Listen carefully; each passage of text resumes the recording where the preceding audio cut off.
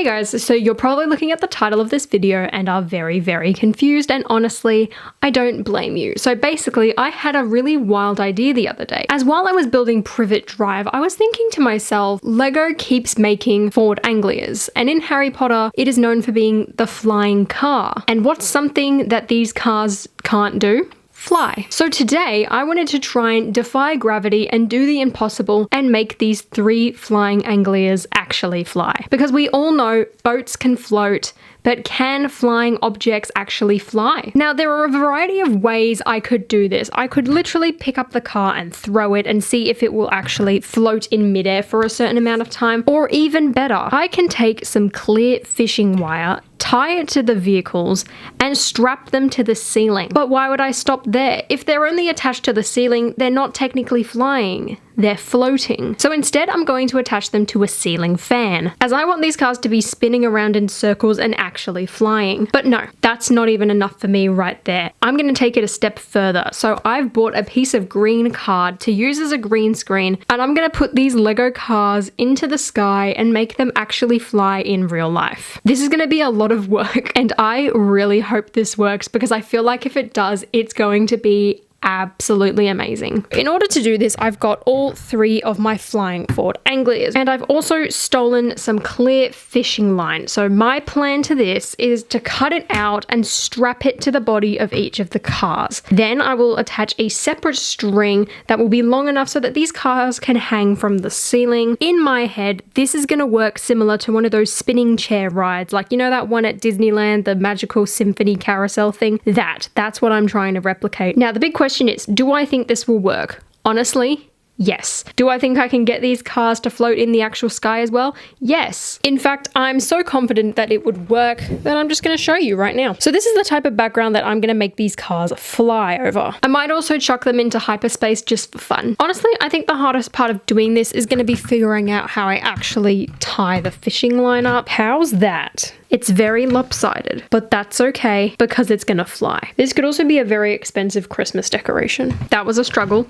but I did it. And we're done. The only way I can see this going wrong now is that the knots at the top come loose and fall off. The weakest of these cars is, no surprise, the 2010 version. For dramatic effect, I think I'm going to stick Ron Weasley and Harry Potter inside the 2018 one just to spice it up a bit. In hindsight, it was very difficult getting Ron and Harry inside the car because I didn't use my brain and think, if I tie this up, I can't actually take the roof off. But there we have it. Harry and Ron are ready to go, and they are rightfully very scared.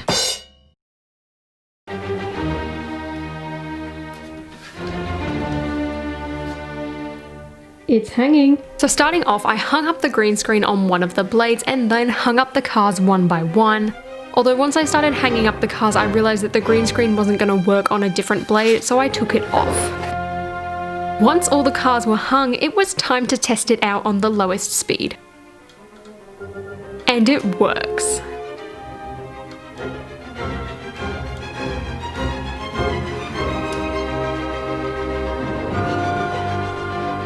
I'm kind of surprised that the roofs weren't falling off though, to be honest.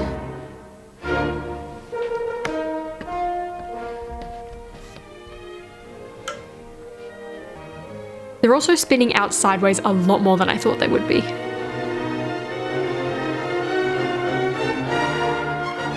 Once I gave it a few test runs, it was time to reattach the green screen to the blade with Harry and Ron.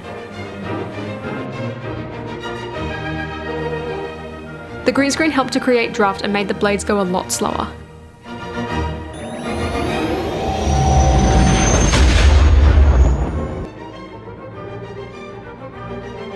So they all spin around at the lowest setting, but what if we crank it up to the highest setting?